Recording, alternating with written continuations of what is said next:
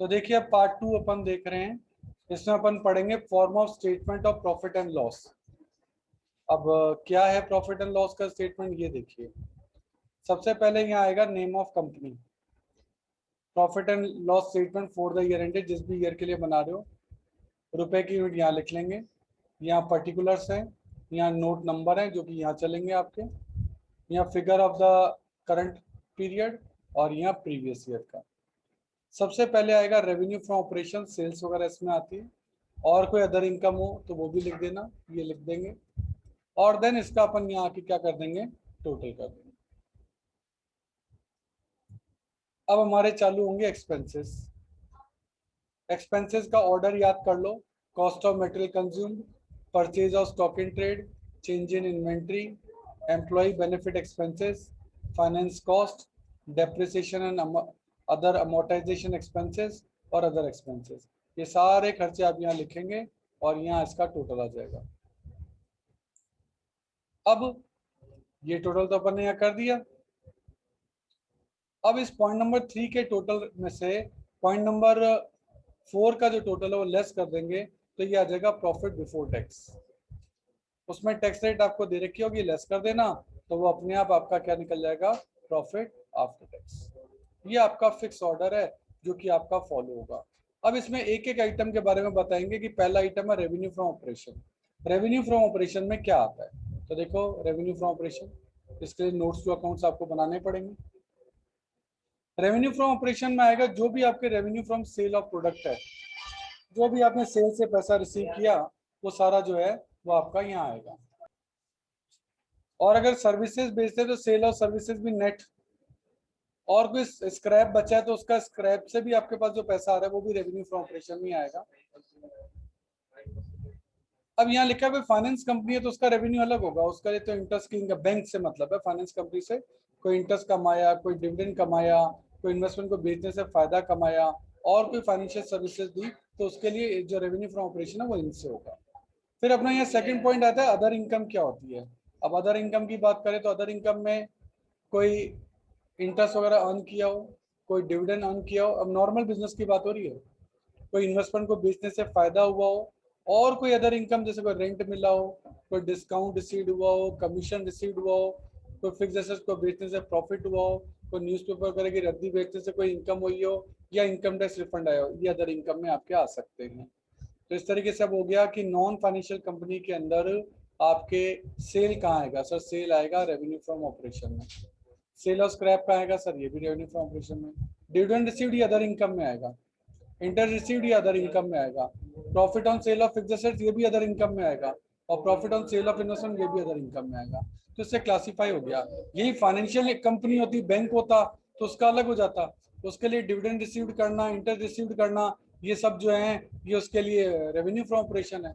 Investment को बेचने से प्रॉफिट होना ये रेवेन्यू है। और फिक्स्ड एसेट्स को बेचना तो सभी के लिए अदर इनकम में आएगा। रिफंड ऑफ इनकम टैक्स सभी के लिए अदर में आएगा। तो इस तरह से आपका जो क्वेश्चन बनेगा, एक नॉन फाइनेंशियल कंपनी है उसके लिए पूछ लेंगे कि हाँ भाई आपकी सेल में क्या क्या आएगा और अदर इनकम में क्या क्या आएगा। इस तरह से क्वेश्चन जो है वो आपका पूछा जा सकता है।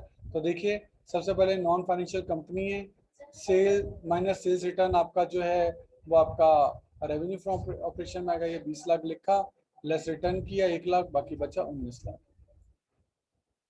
फिर आपका आया सेल ऑफ स्क्रैप, ये भी आपका रेवेन्यू फ्रॉम ऑपरेशन में ही आएगा। And sale of miscellaneous items 5,000 रुपये। तो ये देखिए सेल ऑफ स्क्रैप तो आपका आया है सेल्स में, और सेल ऑफ मिसलेनियस आइटम यानी रद्दी वो अदर इनकम में आ जाएगी आपकी। आ गया refund of income tax other income में आएगा। इंटरेस्ट ऑन टाइम डिपॉजिट जो है वो अदर इनकम में आएगा। ये दोनों आपके अदर इनकम में दिखा दिए, जोड़ दो तो टोटल रेवेन्यू आपका आ गया कितना, 19,75,000।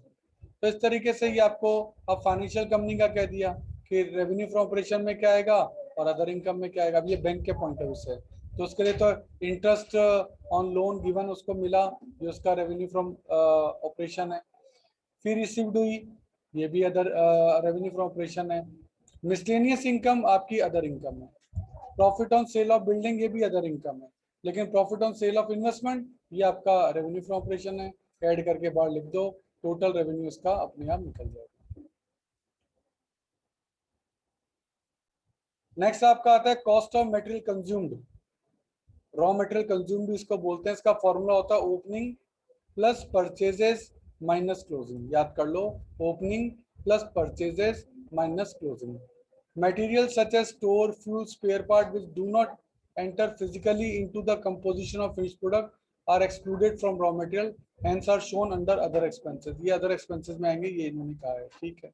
अब देखो, opening plus purchase minus closing का फॉर्मूला है इलस्ट्रेशन नंबर 29। ओपनिंग इन्वेंट्री है 3 लाख। अच्छा, परचेज आपकी दे रखी है 15 लाख। 15 लाख सर, इसका रिटर्न है 10,000, तो लेस कर दो रिटर्न, क्योंकि नेट परचेज लेंगे। टोटल हो गया 17,90,000 माइनस क्लोजिंग इन्वेंट्री है 3,60,000, उसे लेस कर दो तो रॉ मटेरियल कंज्यूम निकल गया 14,30,000। परचेज तो क्वेश्चन में दे रखी होगी, इसके लिए कुछ नहीं है। चेंज इन इन्वेंट्री का फिक्स फॉर्मूला है ओपनिंग माइनस क्लोजिंग। अब वो चेंज इन इन्वेंट्री चाहे फिनिश गुड्स की हो, चाहे WIP यानी वर्क इन प्रोग्रेस की हो, या स्टॉक इन ट्रेड की हो, सबका एक ही फॉर्मूला है opening minus closing. Opening minus closing, तो चेंज इन इन्वेंट्री तो ओपनिंग माइनस क्लोजिंग से निकल जाएगी, जैसा कि इलस्ट्रेशन नंबर 30 में दिया गया है। ये ओपनिंग इन्वेंट्री है, ये क्लोजिंग, सबकी दे रखी है, तो ओपनिंग माइनस क्लोजिंग करनी है। देखो सबकी दे रखी है आपको, तो सब में एक ही formula opening minus closing, opening minus closing, opening minus closing, और ये सबकी चेंज इन इन्वेंट्री निकल गई। इस तरीके से सबकी टोटल इन्वेंट्री निकल सकती है। ऐसे ही अपन यहाँ देखिए illustration number 31, cost of material consume. अब कॉस्ट ऑफ मटेरियल कंज्यूम आपको पता है opening plus purchase minus closing होता है। तो ओपनिंग कितना है, ओपनिंग है 6 लाख, परचेज कितनी है 15 लाख, टोटल हो गया 21 लाख, और क्लोजिंग कितना है मटेरियल की 5,40,000, तो ये आ गया 15,60,000। अब कहा सर WIP क्यों नहीं लिया, वर्क इन प्रोग्रेस क्यों नहीं लिया, उसके लिए नोट लिखा है कि opening inventory of WIP and closing stock of WIP will be considered in change inventory. वो तो चेंज इन्वेंट्री में आता है, वो रॉ मटेरियल कंज्यूम में आता ही नहीं है, इसलिए इसको यहाँ कंसीडर ही नहीं करना। फिर नया वर्ड आएगा एम्प्लॉय बेनिफिट एक्सपेंसेस, इसको अलग से दिखाना है। एम्प्लॉय बेनिफिट एक्सपेंस का मतलब एम्प्लॉय के ऊपर आपके क्या क्या खर्चे हुए। सर उनको वेजेस, सैलरी, बोनस, सैलरी वगैरह वो सब दी, उनके प्रोविडेंट फंड में पैसा डाला, ग्रेचुइटी फंड में, सुपर एन्यूशन फंड में पैसा डाला, स्टाफ के वेलफेयर के एक्सपेंसेस जैसे canteen, medical, ESOS employee stock option scheme भी होती है, ESPP employee stock purchase plan भी होता है। तो इन सब के लिए आपका इलस्ट्रेशन बनेगा कि बताइए इसमें एम्प्लॉय बेनिफिट एक्सपेंस में क्या क्या आएगा। तो आपको फिर आइटम छांटने पड़ेंगे कौन कौन से एम्प्लॉय के उसमें आएंगे। ऐसे यहाँ इलस्ट्रेशन में 33 दिया कि एम्प्लॉय बेनिफिट के लिए क्या क्या खर्चे, तो ये जितने भी खर्चे एम्प्लॉय के ऊपर किए गए हैं उन सबको यहाँ ऐड कर दो, टोटल निकाल दो। फिर आपका आएगा फाइनेंस कॉस्ट, कि भाई आपने जो लॉन्ग टर्म लोन पर ब्याज चुकाए हैं, डिवेंचर पे ब्याज चुकाए हैं, वो सब आ जाएगा।